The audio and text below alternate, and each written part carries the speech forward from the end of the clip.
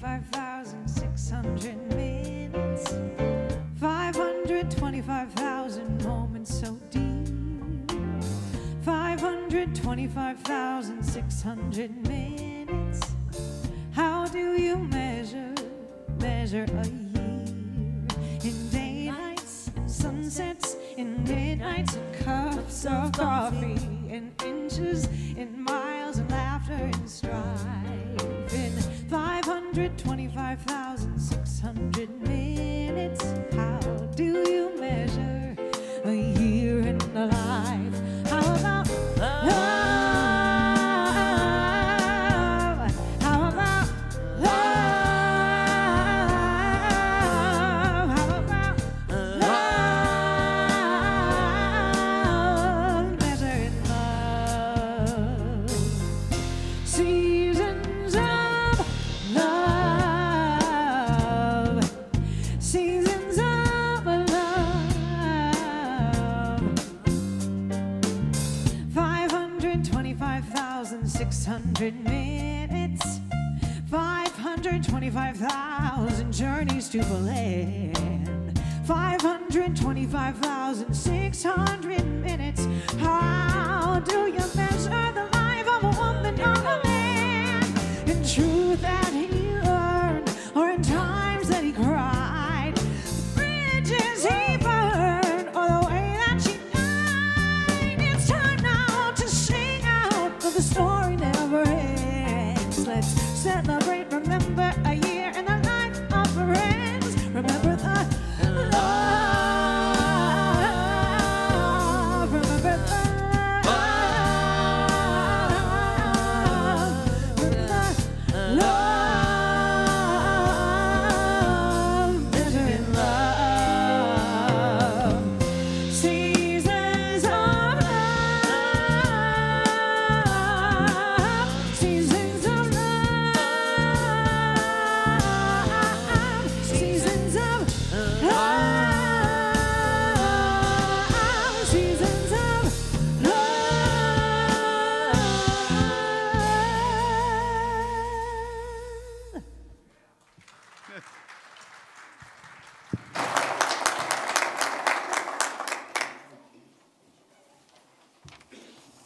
Good morning.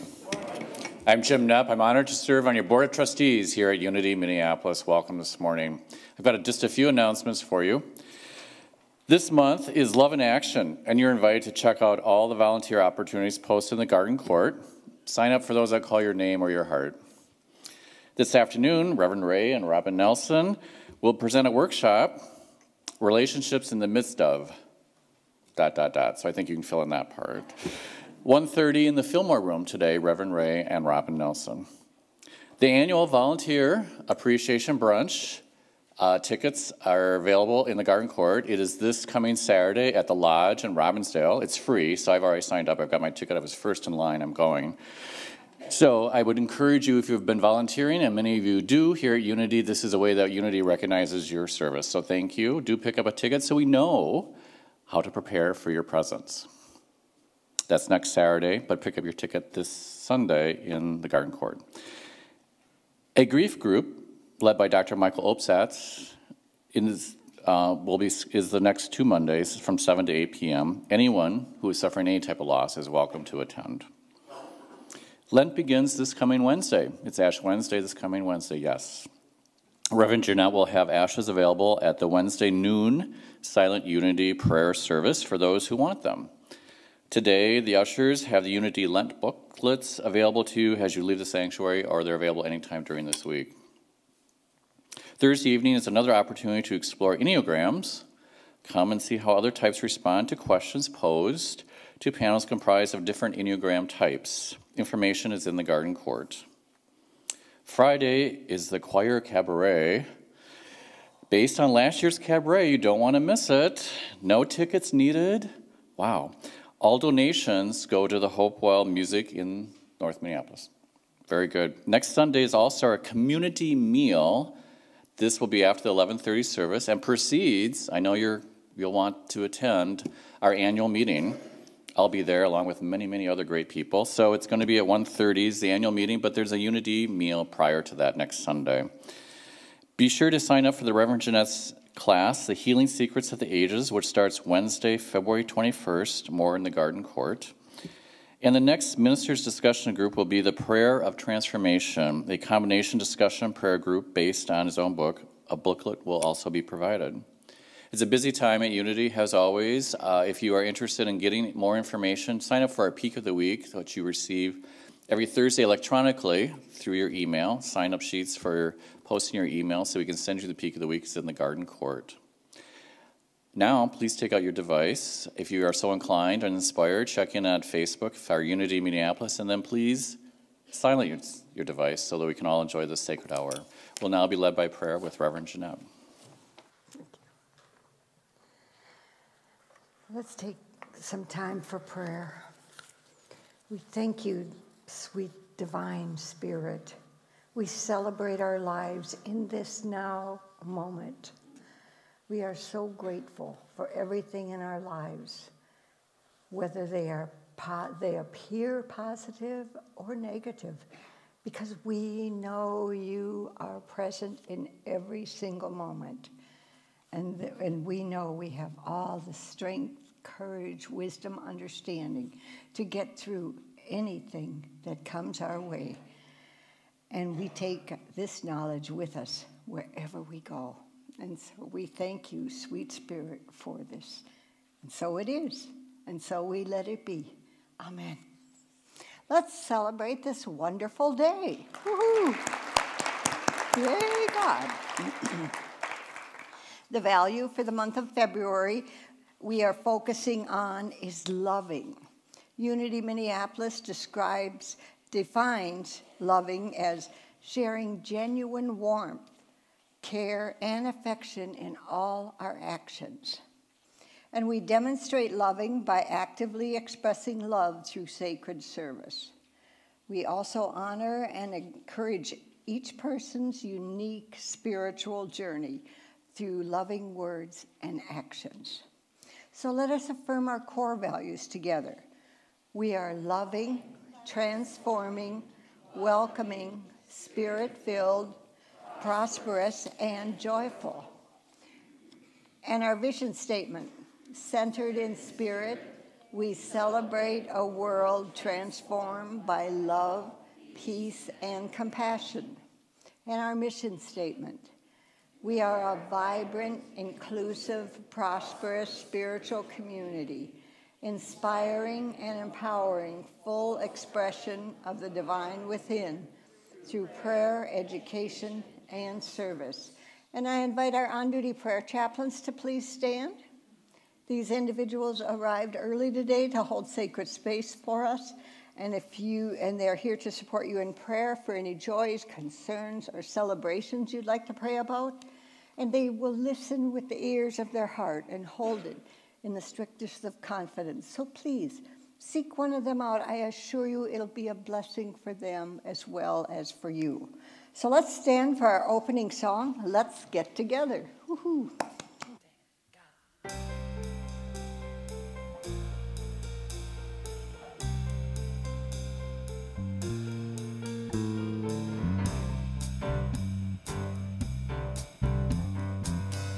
Love is but a song we sing, fear's the way we die.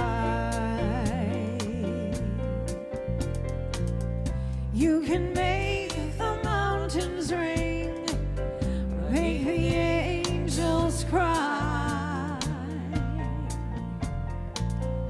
Know the dove is on the wing, you need not know why.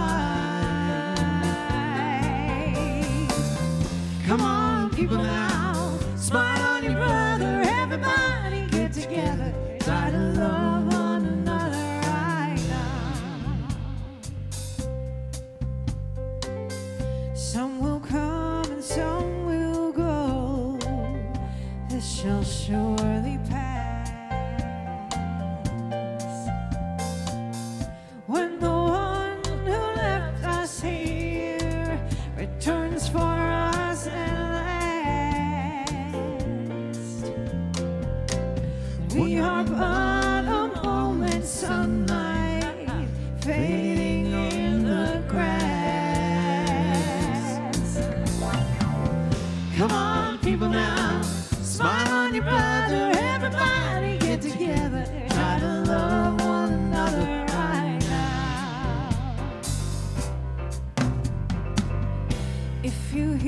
the song I sing, you will understand.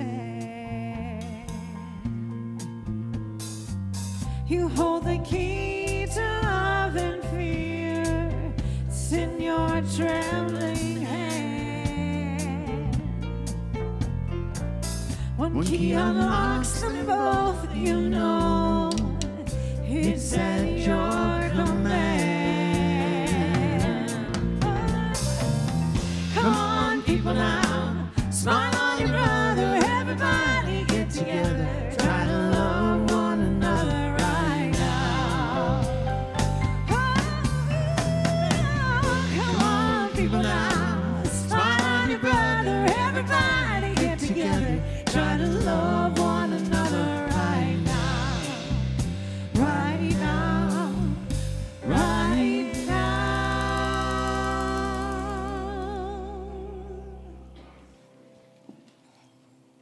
That's a good one. Okay, well, one of our favorite things to do here is, one of our core values is welcoming. So that's what we love to do here, is welcome our new visitors. So if you're new here for the first, second, or third time, raise your hand like I and Lori are raising our arms. Yay, God. Oh, there we go. Praise God. And you are getting a booklet that tells about Unity Minneapolis. And then you're also getting a rose for, oh, well, you would get a rose. So we could welcome you and just know that you are new here. So thank you. And if you choose to fill out any part of the pink card in your booklet, you can bring it to the bookstore and get a free gift. So, and then we also have a special guest speaker today. I did not write this down, but you all know him. It's Reverend Ray Nelson. He is our former associate minister. And he's now a senior minister at Louisville. I don't say it correctly, but Louisville, right? Louisville. Okay, good. Close enough. Okay, good. Well, now that we can greet our neighbors, we can greet them with a handshake, a hug, a smile, namaste, but we always ask before we hug. Okay?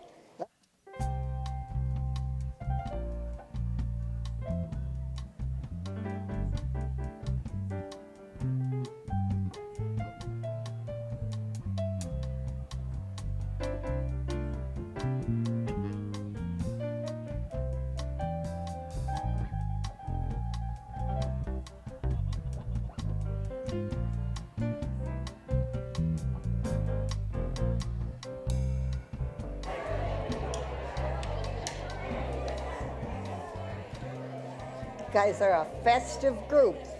If you didn't have a chance to speak to the person you wanted to, you can join them in Friendship Hall over coffee and talk to them there. So, and now we will have our next song, which is Namaste. Praise God.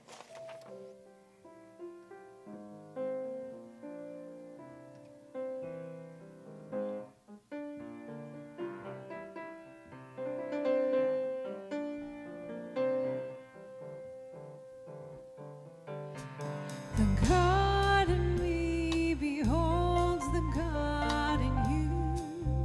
Namaste. The God in me beholds the God in you. Namaste. All is beautiful. All is well. All is beautiful. All is well. The God in me beholds the God in you. Namaste. The God in me beholds the God in you. Namaste. All is beautiful. All is well. All is beautiful. All is well. One more.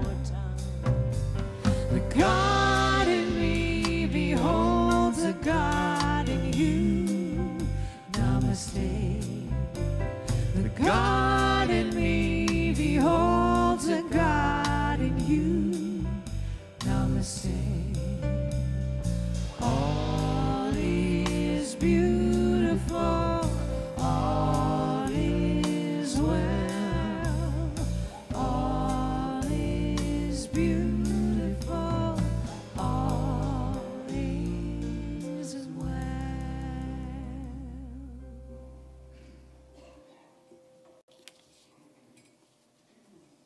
We now move deeper into spirit with the reading of the daily word and the singing of Surely the Presence. As the usher brings down the prayer box, you are invited to mentally add your prayers to the written requests in the box.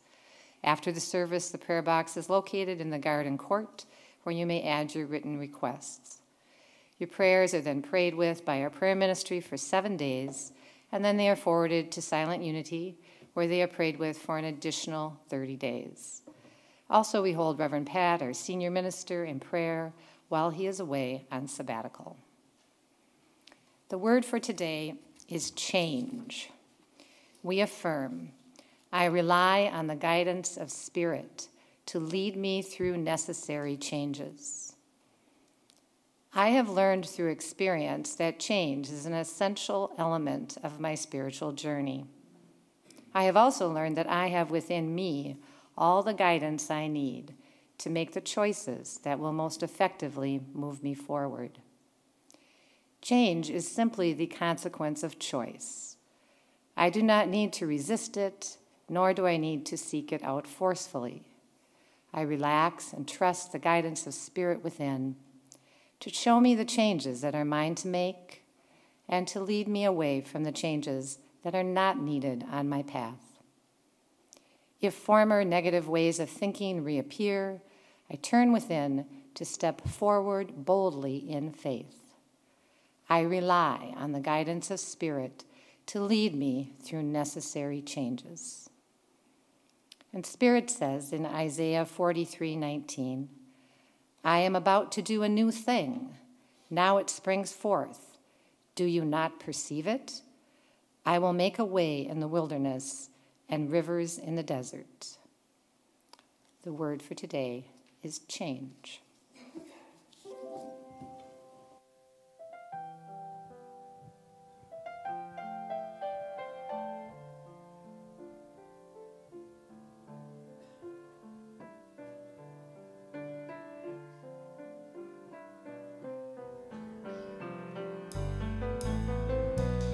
Surely the presence of God is in this place.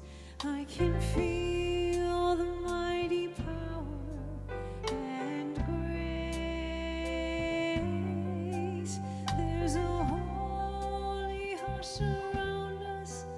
I sing glory on each face. Surely the presence of God is in this place. Surely the presence of God is in this place. I can feel the mighty power and grace. There's a holy hush around us. I see glory on each face. Surely the presence of God is in this place.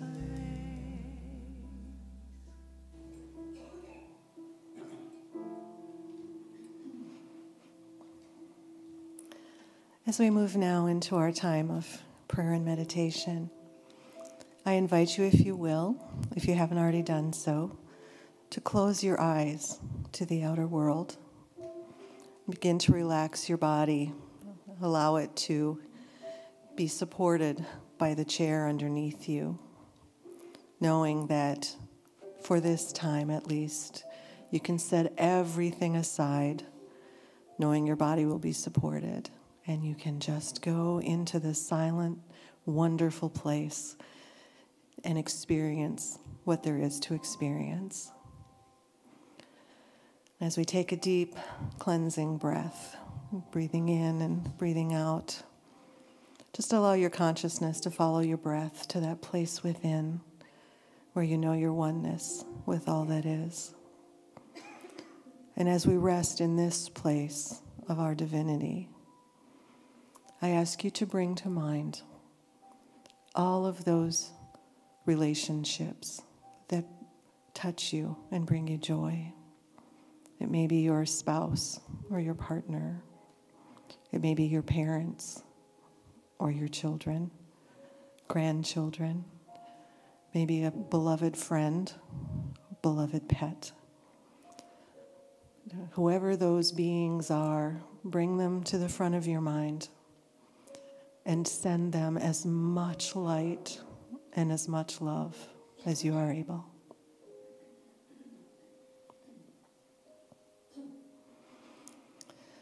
And then bring to mind those beings that may have a slightly more peripheral role in your life. Maybe your neighbors, or your co-workers, or the person you sit next to on the bus. Those people who maybe aren't quite as close, but still have a role to play in your life. Bring all of those people to the forefront of your mind and send them all of the light, all of the love that you are able.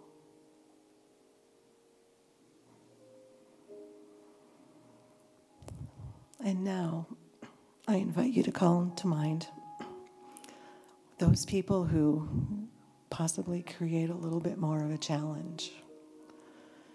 Those people who allow you to learn and to grow and to move past your normal boundaries into handling things that are a little bit harder to handle. Bring those beings to the forefront of your mind and send them all of the light and all of the love that you are able. And as we move into a time of silence and contemplation, I invite you to surround yourself, wrap your arms around all of those beings that you have called to mind. Bring them with you into the silence and rest together in the silence.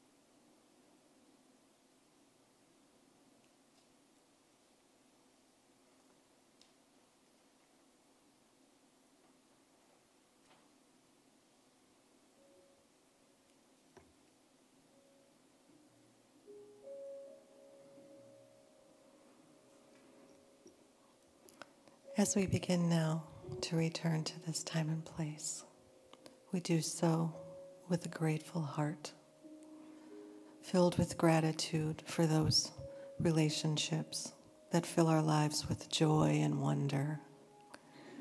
Those relationships that assist us in our journey. And those relationships that allow us to grow and break free of all of those beliefs that hold us back. Allow us to be better people on our spiritual journey. We're also grateful for the knowledge that the relationships that we have are always there, no matter the circumstances. People may come and go in our lives, and yet the relationship, the bond between us remains, because we are all one, and we are grateful for that knowledge as well. And so we say, thank you, God. And so it is. Amen.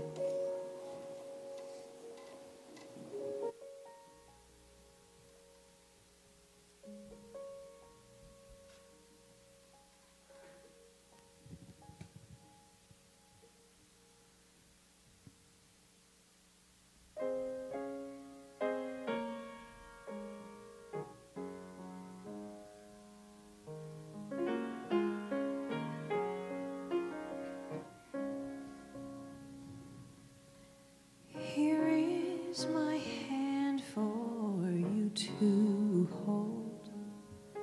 Here's the part of me they have not sold. I've wandered far, I've had my fill. I need you now, do you love me still? 'Cause only you have seen the hidden part of me.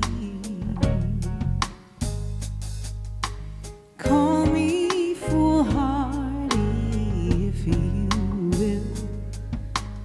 I loved you when, do you love me still? So many smiles and lies surround me. Empty expectations, faceless fears. Sometimes this life is a bitter pill. 'Cause I love you now, do you love me still?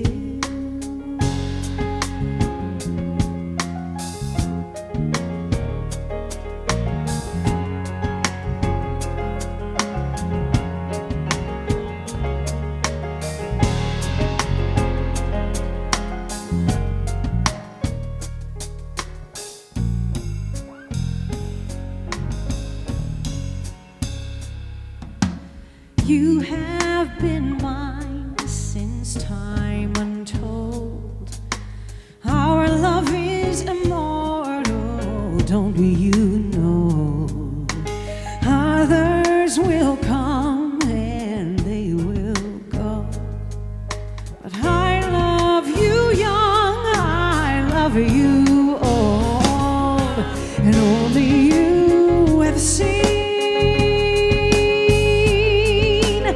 other side of me. Call me naive, I think you will, but I loved you then, do you love me still? Here in the eyes that only see you, here is the mouth that only calls your name. Here is the soul I know can heal. 'Cause I love you now, do you love me still?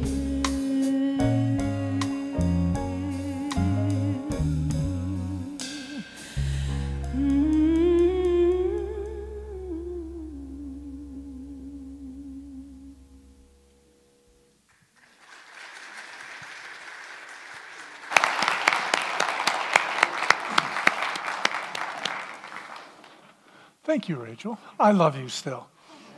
And I forgot to acknowledge Dave and Peter. They'd sit in the back and do such a great job. You guys are really blessed here. And Lori, thank you for, she walked in this morning at, 7:30, 7:45, and said, I booked Rachel just for you because she knows me well enough to know. So, I said this at the first service. I'll probably say it at the last service too. I always said I wanted Rachel to sing at my funeral. So I'm hoping to hold that off for a few years, but still. Because seriously, this is about service, and I know this is what she does for a living, but how many people get that what these guys do up here is really a service to us? That it creates that context, that foundation that lifts me. I got God bumps underneath this jacket, so I'm not going to show you because it's too damn cold out. But when Reverend Pat asked me to come up here to speak, he said, "Why don't you come up in February?" And I said, "Okay, For those who don't know, I used to be the associate minister here, and I lived here for 30 years, so it's not a big deal. But when I go back to Kentucky, it's 59 degrees on Tuesday.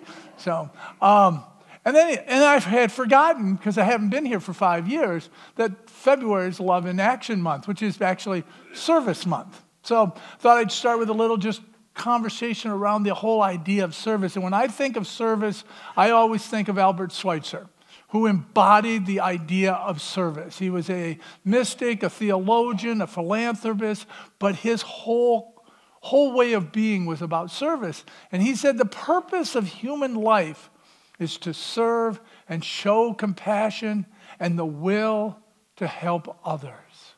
The purpose of life is to show and serve compassion. I love that. And for me, service as a spiritual path of unfolding my true nature is on level with prayer and meditation. It is a discipline, it is a practice, it is a way of being that when I enter into it in the right consciousness, when I enter into it with that right frame of mind, my spirit unfolds in ways that I can't even imagine yet, because service is about giving out without that expectation of giving back. And yet, we know that when we work the law of giving and receiving, as we give, we will receive.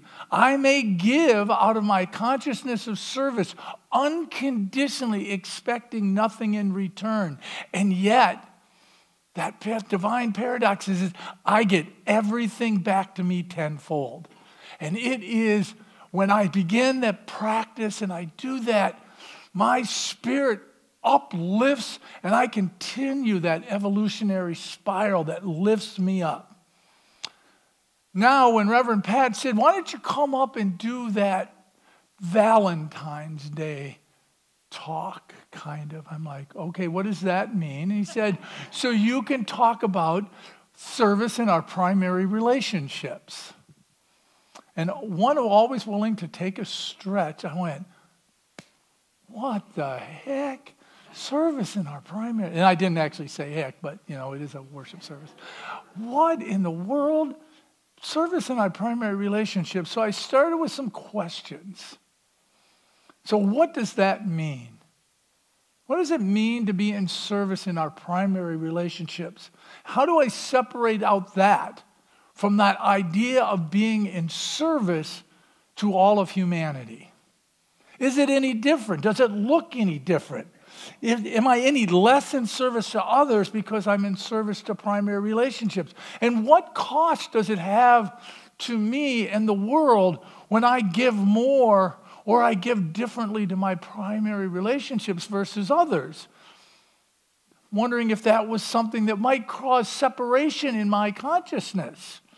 So what does it look like? And if I have an attitude of service, is it any different, those people that Robin talked about in the first part of her meditation, that I'm closest to? And then I got out of my head because I had to think about it first. And I realized that in this human incarnation, my first foray, let's call it my first laboratory to practice is going to be on the people that I'm closest to. The people that, not just the people, but it could also be our pets. It could also be anybody or anything that really I'm close to. So, yeah, I will. That idea of service may take on a different form. And what I realize is, and which is the reason why I called the workshop, or we called the workshop, relationships in the midst of ... Service in our primary relationships don't happen in a vacuum. They don't happen in isolation. They don't happen in the pages of a book that tell you the 7 steps to a healthy relationship. You can go to a bookstore and there's probably 500 titles, all the ways to create a healthy relationship. And unless you're going to walk around with the book and going, let me see, I'm at step 4. Try that sometime with somebody you're close to and find out if the book's not bouncing off your head.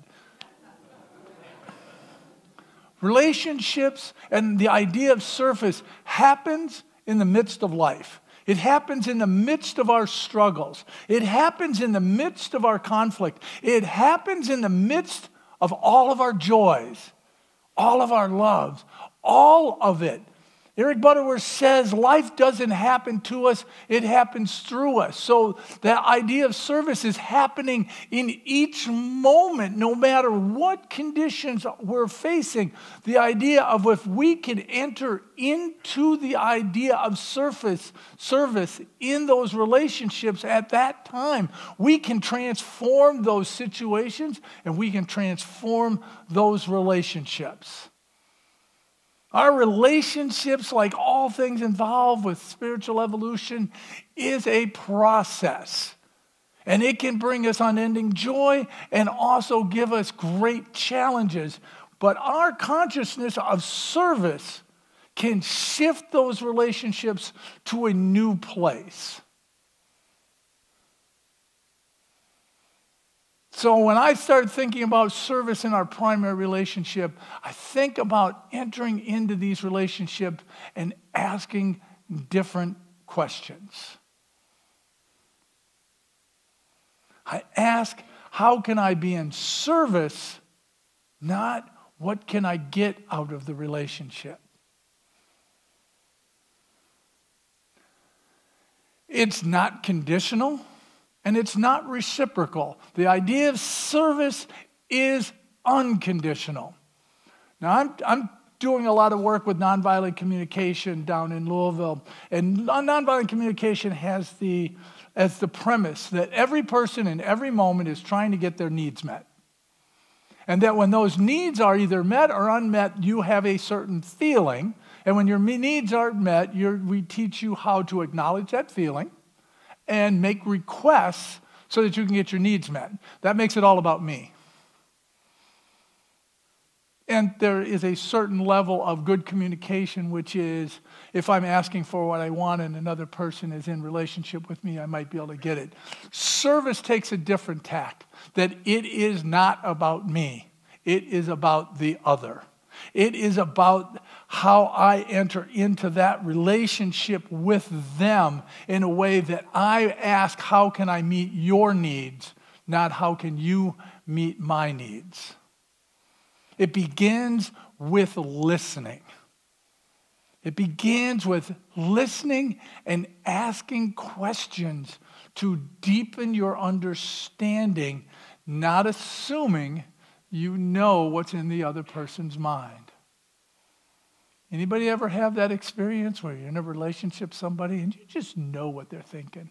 Oh, I just know what you're thinking. Did you ever find out that bites you? You don't really know what they're thinking because you didn't ask what they're thinking. You just made up a bunch of stuff about them and then projected it onto them and then get mad at them when they didn't live up to your expectations about what they were supposed to be thinking, and then you wonder why you're in all this drama and conflict. Anybody ever have that experience, or am I the only? Okay, good. I hate to think that I was the only one. So it's about asking different questions, and I love the fact that when the prayer chaplains are trained, and I think Jeanette even said it, they're trained to listen with the ears of their heart, to not just the words, but the intent behind the words and what might be possibly underneath those words. Robin and I, when we were first dating, we went to see the movie Phenomenon. Anybody see the movie Phenomenon? It's an old movie. So John Travolta, it's a great movie, great metaphysics in it. It's a great movie. But in it, the John Travolta character is in love with this other character, and she makes chairs. She makes chairs from found pieces of wood. And I'm here to tell you, they're god-awful. They're ugly, they're uncomfortable. She doesn't put any padding on them, but she loves them. It's her way of expressing her artistic nature and what she wants to do. And John Travolta, to support her, buys all of her chairs. Buys everyone. She goes over to his house. His front porch is filled with chairs. He could be on an episode of Hoarders. He's got so many chairs. And his buddy's struggling with trying to date another woman. And the bartender says, you need to discover her chair. And the guy didn't understand what he was talking about. But when we left the movie theater and we were walking around Loring Park, I said, so Robin, what's your chair? Nobody had ever asked her what she wanted. She said, I always wanted to go to school. I always wanted to teach children. I wanted to be in school, but I've never been able to. Within 3 days, we had her interviewed, enrolled, books bought, taking classes. She went, what in the world just happened? She didn't know what happened, but there was a beam in her about the fact that someone listened to her about what her dream was, about what her desire was, about what she wanted to express. When we're in that consciousness of service, it's not about me. It's about discovering in another what brings out the greatest and the best in them.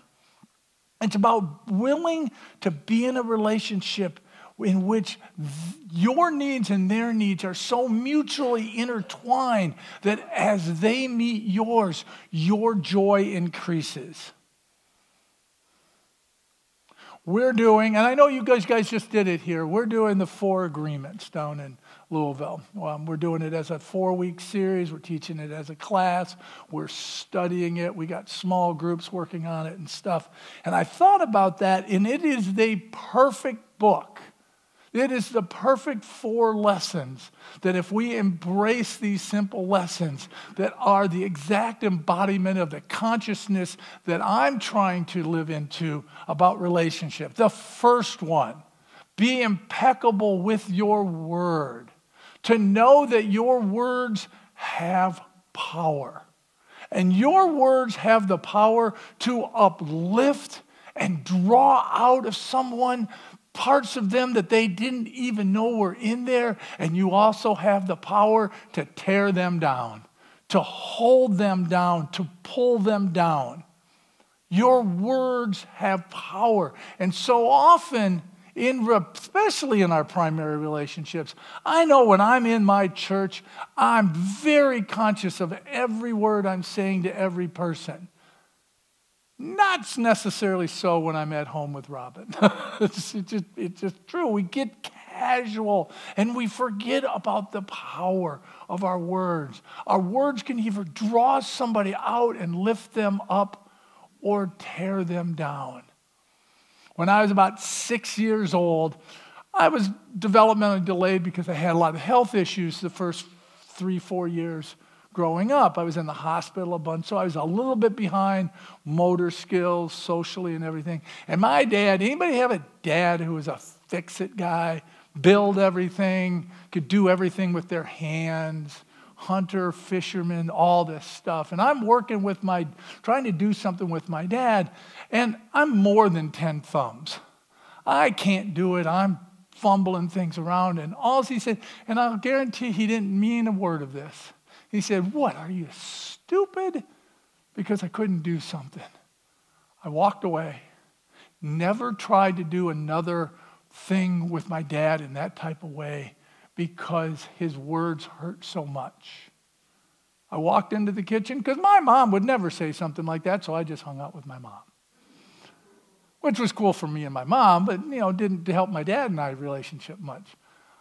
He didn't understand that the words in that relationship can either lift us up or tear us down. Second lesson is don't take it personal. Sometimes people, I'll take that sometimes out, no qualifier. People are going through their own stuff, and in reality, it's not about you. And that's a hard one to say. In fact, Reverend Pat and I were talking, and I said something. I said, well, don't take it personally. He goes, I take it all personal, It's all personal to me, and then we laughed about it and stuff. But it's true. We tend to think that everything is about us. Yet people are going through their own stuff in our primary relationships. They're having their own lives. And instead of taking it personal, open your heart up with compassion and that attitude of service and saying, how can I help you through this?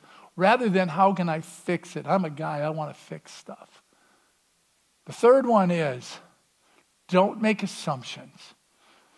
Said a little bit about this before. Stop pretending you know what's in someone's mind. Seek clarity. Robin comes home from work. She's been having a little trouble with work lately. A lot of stress. They're going through accreditation with the state government and a lot of stress. And she deals with a lot of domestic violent clients. And I'll be making dinner. I'm all happy. And I'm making dinner. So people should love me.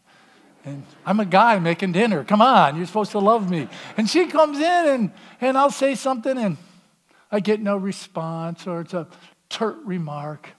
And on a really good day, I'll think, wow, work's been really hard. And I might try to ask some questions. On a really not so good day, it's like, oh, you're mad at me. Now what did I do? And then I start bugging her about what she's mad about. How can I make it better? What do you want to do? Until eventually I create, because my words have power. Now eventually she's mad at me. I have just created what I said I wasn't going to do because my words had power. I made an assumption about what was going on in her head, and it could have been as simple as, that was a long drive home. Kentucky people don't know how to drive. Their idea of turn signals is Christmas tree lights. You turn them on once a year for decoration. So I make assumptions, and yet the assumption causes us conflict and pain. And the final one is always do your best. So, like all spiritual practices, the idea of consciousness of service and being in service is a practice and a discipline that we're not always going to do perfectly all the time. Anybody do anything perfectly all the time? I don't. So know that you're not going to, sometimes you're going to fall short, but if you're doing your best and you try to do only your best, then you're always going to be doing your best. And no one can ask you ever to do better than your best in any given moment. So it's a great 4 lessons on how to activate that consciousness of service. And then the final side of that is that consciousness of service also says it's a divine law of giving and receiving. It is being willing to gracefully and with grace receive when other people are trying to serve. Anybody here really struggle with the idea of being in service to others and giving of themselves? Anybody struggle with that? Or most of us are really good at that? I mean, you got lots of opportunities out there.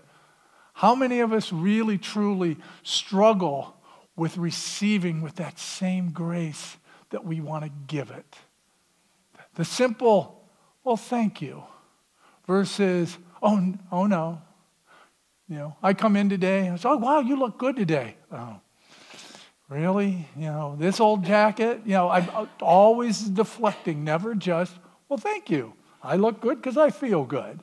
To receive with that same grace, that same consciousness that you're not blocking another person's good by their opportunity to give and receive. And finally, it's about a willingness. A willingness to participate in life differently. A willingness to engage others and the world. Because like I said at the beginning, our primary relationships become our laboratory of where we practice. But we practice it so then we can take it out into the world. Robin mentioned 3 different groups those people we're close to. I really want to be in service to them. Those people who, well, I'm not quite so close, but I have nothing against them. I don't mind being in service to them and seeing the Christ in them, to really embracing the namaste, that I really see the divine in you. I can do that. And then there's those people in Unity Speak. They're my opportunities for growth. They challenge the bejeebers out of me.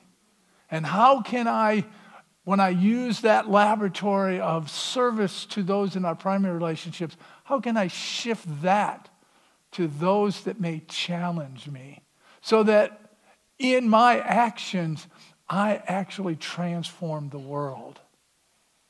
In my actions, I know that everything I do ripples out, touching lives all along the way.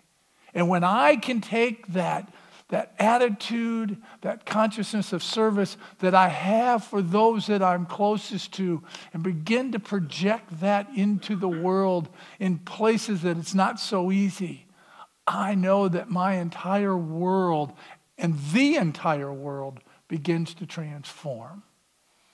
Service. By the way, when I walked in Thursday and I saw, what are there, Jeanette, about 25 clipboards out there? I was like, wow. Touches my heart just to see how many opportunities people have in this church to really give of themselves. Healing ministries and things. Love healing ministries. So that's all I got today. I love you and I bless you. I behold the living presence of God in each of you. And if there's any way I can be in service to any of you ever, I'm at your beck and call. Namaste.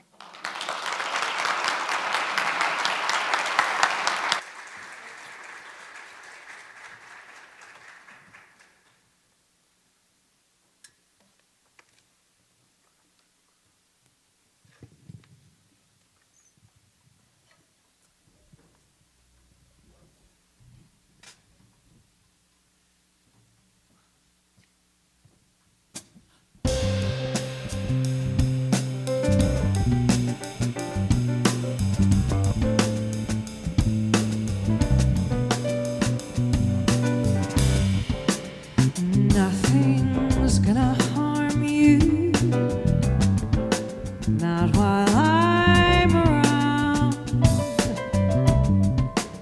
No one's gonna hurt you, not while I'm around. Demons are prowling everywhere nowadays.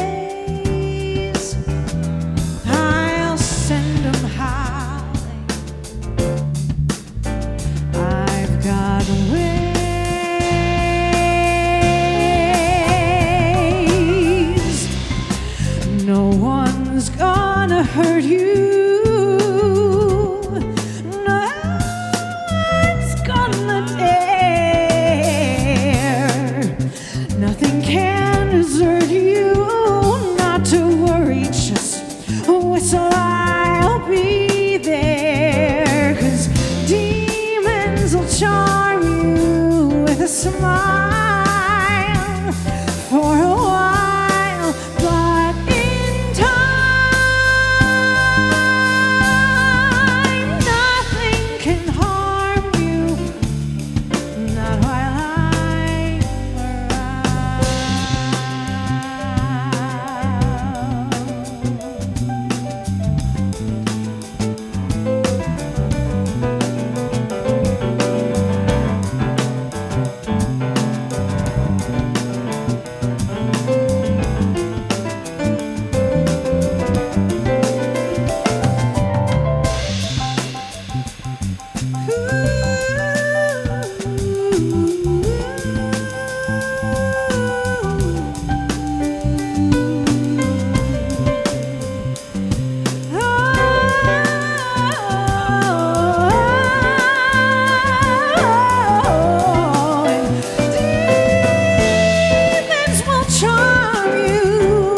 a smile for a while, but in time, nothing can harm you, not while I'm around.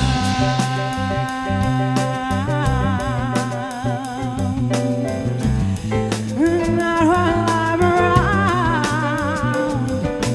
Nothing's gonna harm you. No one's gonna dare. And no one is gonna hurt you. Nothing's gonna harm you because I'll be there. No, not while I'm around. Not while I'm around. Not while I'm around.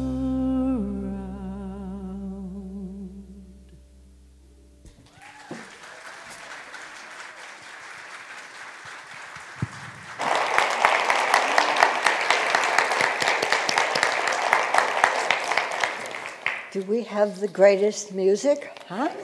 Yeah, everything. The whole shooting match. Whew, praise God.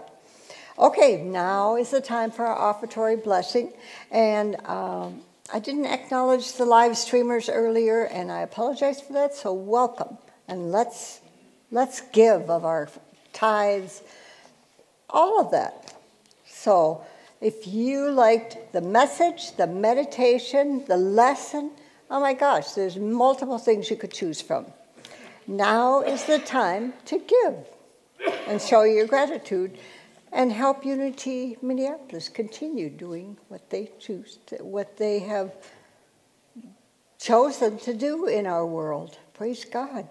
Okay, I will say the offertory blessing first, and then we will say it together, and then we will say it alone in the silence. Okay. Divine love. Oh, quiet.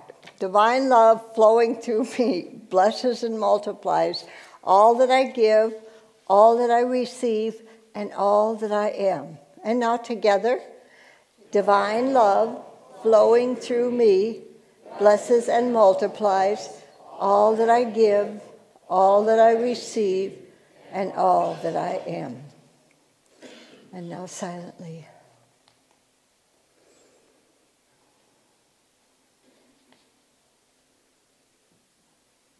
Amen. Live streaming, there's a secure button on your screen, so you can give without any, you know what I mean. Yeah.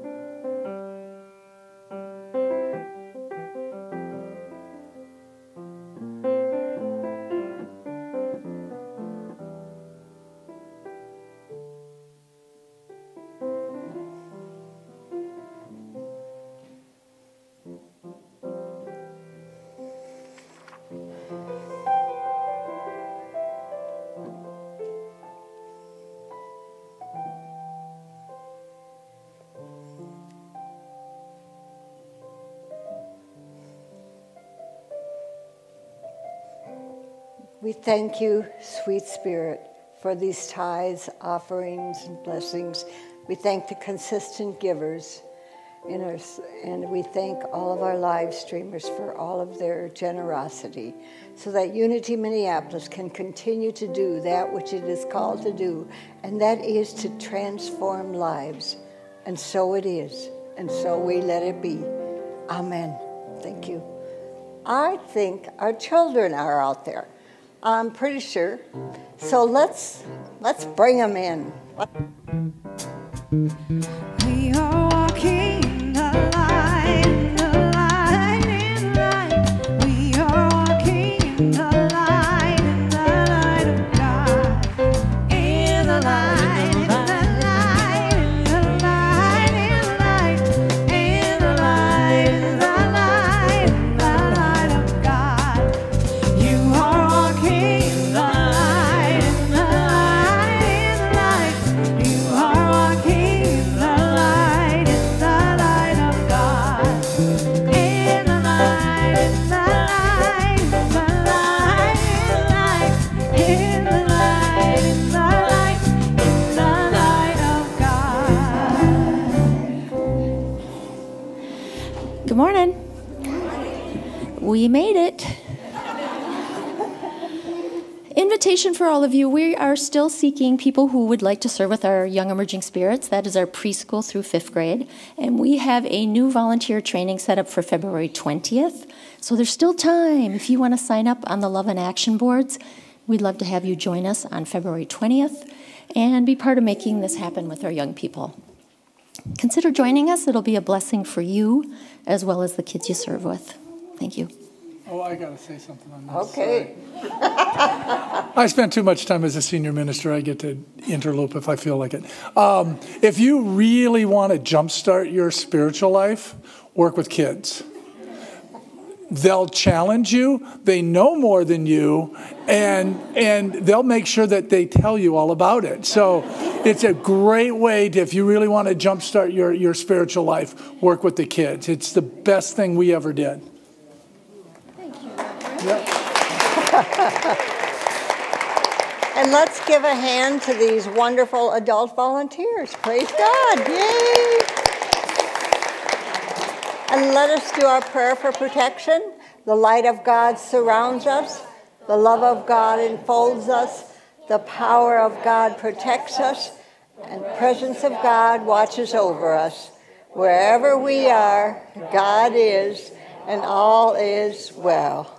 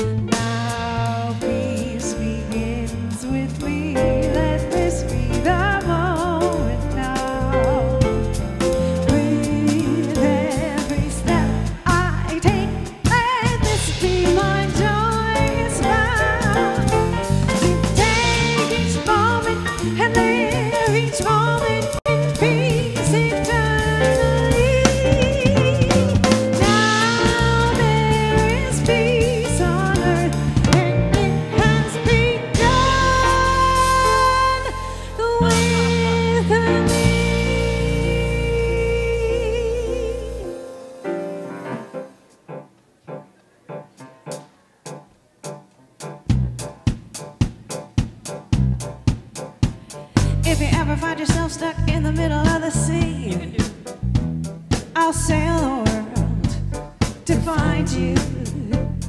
If you ever find yourself lost in the dark and you can't see, I will be the light to guide you. Find out what we're made of when we are called to help our friends in need. You can count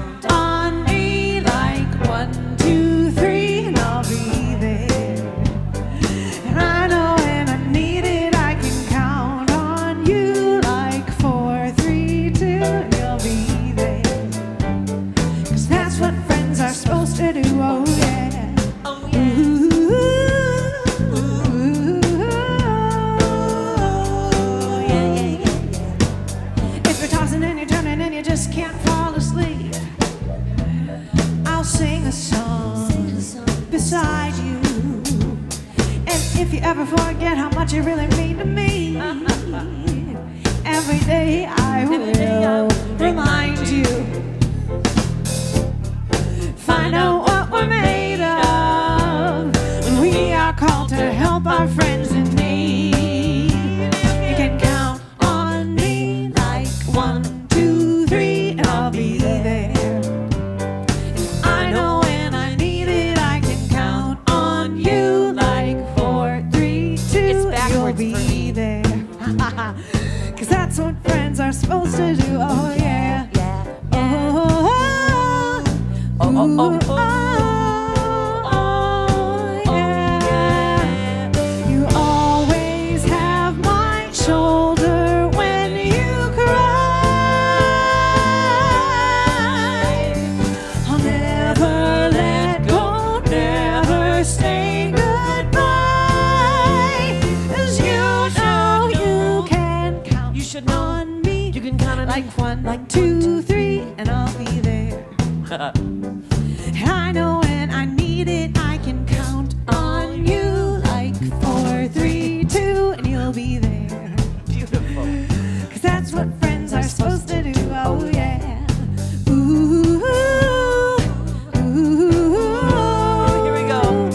You can count on me 'cause I can count on you.